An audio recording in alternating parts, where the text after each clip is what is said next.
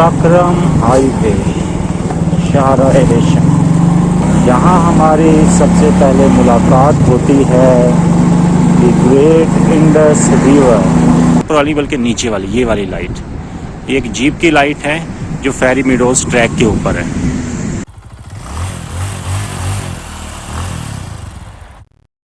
नहीं जी, अब हम लास की तरफ रवाना हो रहे हैं।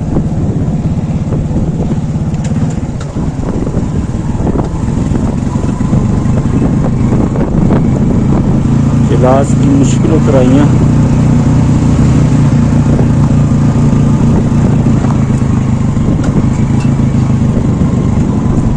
राउंड अबाउट 30 का एंगल तो होगा।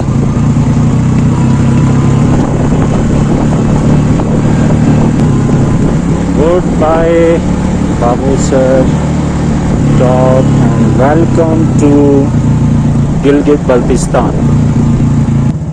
बाबूसर टॉप से 6-7 किलोमीटर तकरीबन हम आ गए होंगे और अभी उतराई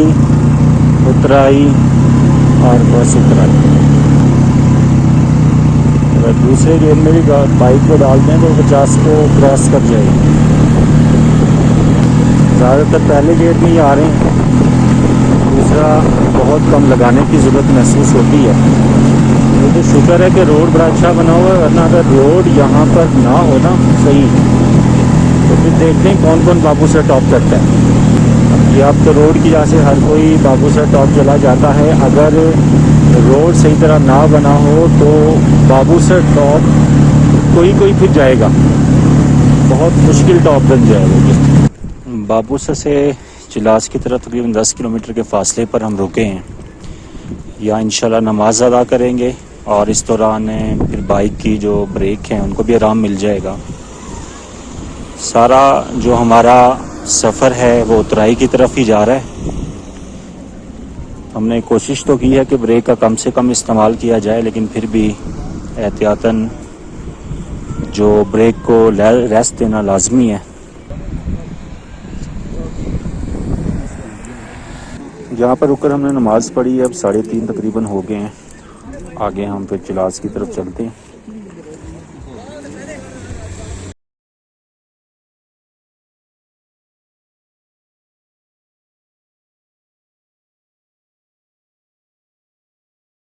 अभी थोड़ा पीछे पोस्ट पर गाड़ियों को रोका हुआ था, लिखा हुआ था कोरोना टेस्टिंग सेंटर।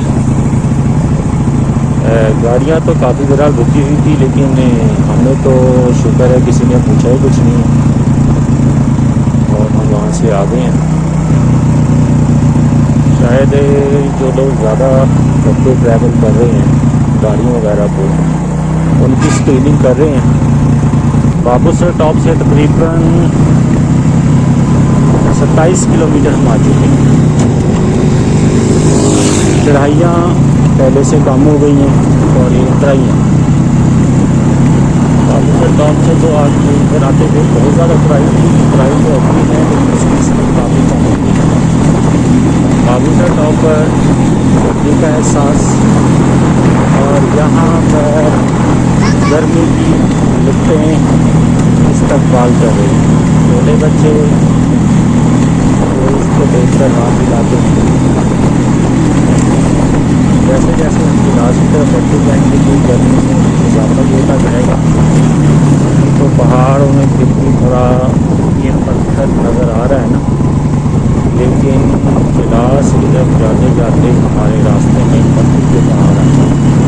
तकरीबन 35 किलोमीटर बाबूसर टॉप से आ गए और अब तो बाइक पर गर्मी ऐसे लग रही है जैसे लुएँ चल रही हों, गर्म हवा के थपेड़े महसूस होते हैं।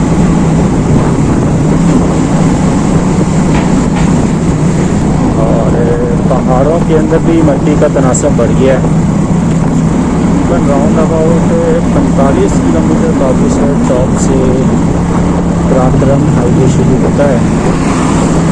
वो भी गर्म इलाका है, रायकोट पुल तक तो गर्म इलाका, उसके बाद फिर मौसम थोड़ा सा दरमियाना शुरू हो जाता है। तकरीबन 45 किलोमीटर के राउंड अबाउट हम बाबूसर टॉप से आ चुके हैं और मुझे लग रहा है कि बस हम कराक्रम हाईवे पर पहुंचने वाले हैं।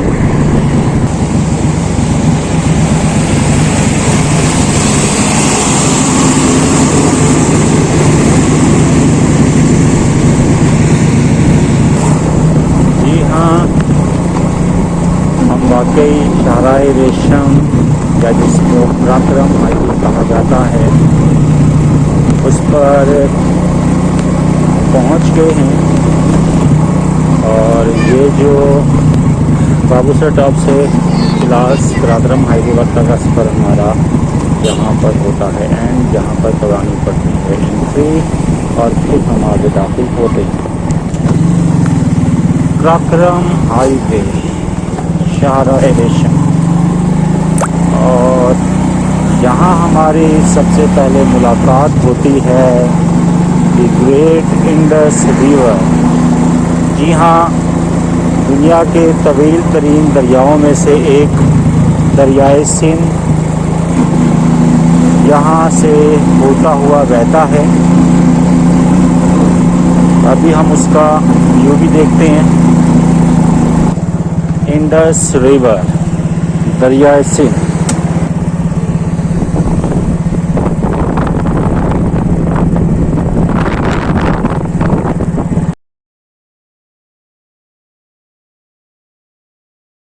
पहले ये सड़क इतनी चौड़ी नहीं थी, अब इसको चौड़ा किया जा रहा है। ज़ेर तामीर है, पत्थर बिछा कर इसके ऊपर जो खाता है मट्टी वो डाल दी गई है। काटते लिए कब होती है। हमारे बाएँ तरफ नीचे दरियाए सिंध बह रहा है। गिलास तत्ता पानी का इलाका, गर्म इलाका है। कहाँ बाबूसर की ठंडी हवाएं और कहाँ गिलास की गर्मी। फ़र्क दोनों में सिर्फ 45 किलोमीटर का, लेकिन मौसम में ज़मीन आसमान का फ़र्क है। उसकी सबसे बुनियादी वजह बुलंदी। बाबूसर टॉप तकरीबन 14,500 फुट की बुलंदी पर वाक़या है और ये वाला इलाका तकरीबन 3,000 के राउंड अबाउट बुलंदी है, इस पर वाक़या है। तो कमो बेश दोनों की बुलंदी में 10,000 फुट का फ़र्क है और यही चीज़ इन दोनों के मौसम पर भी असरअंदाज होती है। मिली जुली रोड की कंडीशन है। पीछे अब थोड़ा चढ़ाई भी थी और रोड की हालत ख़राब थी, अब कुछ बेहतर आ गई है। दाएँ बाएँ खुश्क और बंजर पहाड़,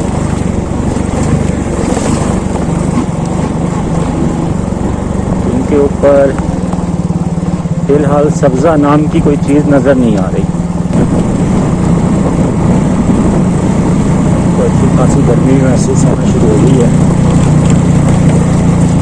दरियाए सिंध का साथ भी इस इलाके को ठंडा रखने में कामयाब है।